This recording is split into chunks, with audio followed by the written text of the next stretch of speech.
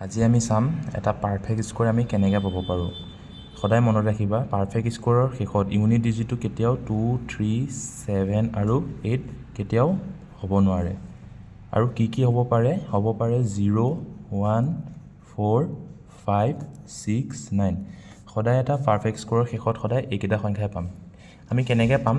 কাৰণ যদি আমি 0ৰ স্কোৱাৰ কৰি চাওঁ 0 পাম, 1ৰ স্কোৱাৰ কৰিলে পাম আমি 1, আৰু 2 স্কোৱাৰ কৰিলে আমি পাম 4, 3 স্কোৱাৰ কৰিলে পাম আমি 9, 4ৰ স্কোৱাৰ কৰিলে পাম আমি 16, 5ৰ স্কোৱাৰ কৰিলে আমি পাম 25, 6ৰ স্কোৱাৰ কৰিলে পাম আমি 36, 7ৰ স্কোৱাৰ কৰিলে পাম 49, 8ৰ স্কোৱাৰ কৰিলে পাম আমি 64, 9ৰ স্কোৱাৰ কৰিলে পাম আমি 81।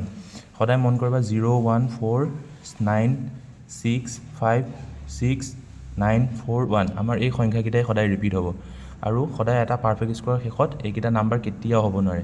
আমি এতিয়া কেইটামান এক্সাম্পল কৰি চাম। আমি প্ৰথমত এটা লৈছোঁ 1369। এতিয়া আমি চাম যে এই প্ৰথম সংখ্যাটো আমি এইটো কিহৰ পাৰফেক্ট স্কোৱাৰ হয়। আমি এইটো চাবলৈ কি কৰিব লাগিব? প্ৰথমত এই লাষ্টৰ সংখ্যাটো ধৰিব লাগিব। আমি এতিয়া গম পালোঁ যে 9টো আমি কি কৰিলে 9 পাম।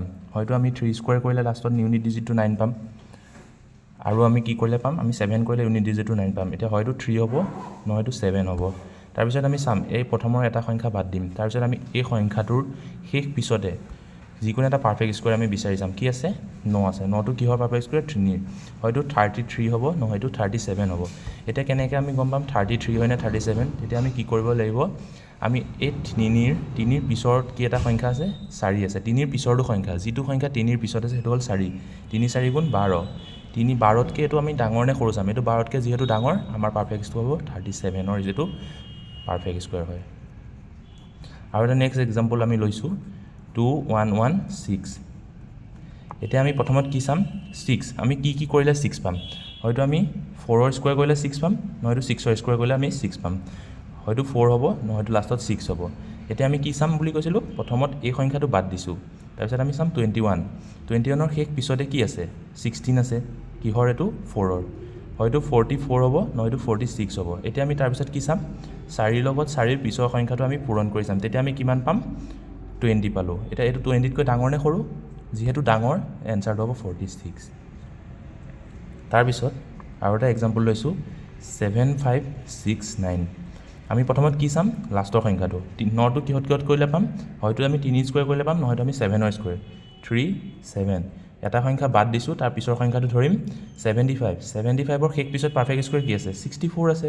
64 যিহেতু, হয়তো এইটো 64 যিহেতু এইটো হয়তো 8ৰ হ'ব, 83 হ'ব, নহয়তো 87ৰ হ'ব। আমি এতিয়া কেনেকৈ গম পাম? আমি এইটো কিহৰ পালোঁ? 8। 8ৰ লগত পিছৰ সংখ্যাটো কিমান পূৰণ কৰিলোঁ? 9, 72। যিহেতু 70তকৈ ডাঙৰ সংখ্যা, আমি ডাঙৰ সংখ্যাটো আমাৰ পাৰফেক্ট স্কোৱাৰ, মানে এইটো আমাৰ 87ৰ পাৰফেক্ট স্কোৱাৰ হ'ব। ঠিক আছে। তাৰপিছত আমি চাম আৰু এটা এক্সাম্পল চাম 529। তাৰপিছত আমি এতিয়া চাম এই 529টো আমি কেনেকৈ পাব পাৰোঁ। প্ৰথমত কি কৰিলোঁ? 9টো কি কৰিলে পাম? 3 আৰু 7। তাৰপিছত এই 5টো চালোঁ। 5টোৰ পিছত কি আছে? 4টো হয়। 4টো কিহৰ? 2ৰ পাৰফেক্ট স্কোৱাৰ। তেতিয়া আমি চাম হয়তো ইয়াত 23 হ'ব, নহয়তো 27 হ'ব। তেতিয়া আমি চাম কি চাম তাৰপিছত? 2ৰ লগত তাৰ পিছৰ সংখ্যাটো 3 গুণ 6। এতিয়া কি হ'ল? এইটোতকৈ এইটো সংখ্যাটো কি হৈ গ'ল?